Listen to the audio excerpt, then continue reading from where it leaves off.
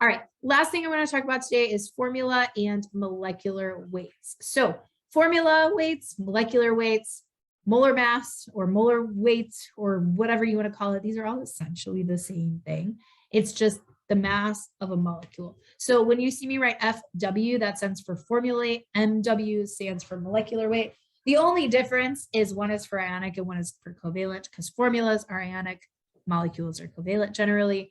So how do I find these? It's the sum of the atomic weights, right? Those numbers from the periodic table that have decimal points. This is for an ionic compound. And molecular weight is the sum of atomic weights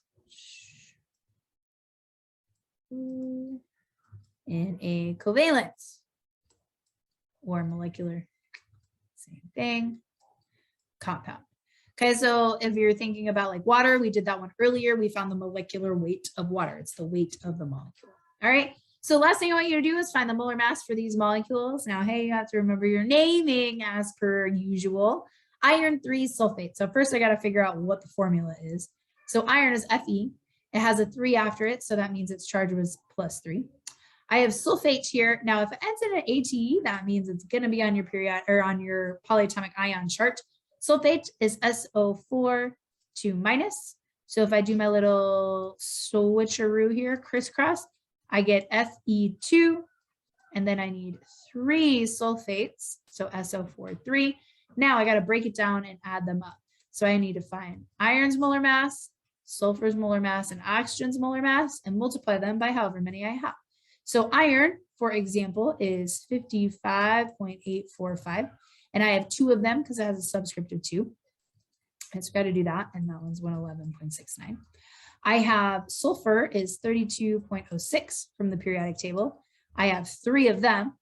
So that would be 96.18. And oxygen is 15.999. And I actually have 12 of them. Remember these, if there's parentheses, this is going to distribute. So I have 3 sulfurs and I have 12 oxygens. Okay, so that's 191.988. And you add them all together. And my final formula mass or formula weight is 399.859 atomic mass units, right? We've been using atomic mass units.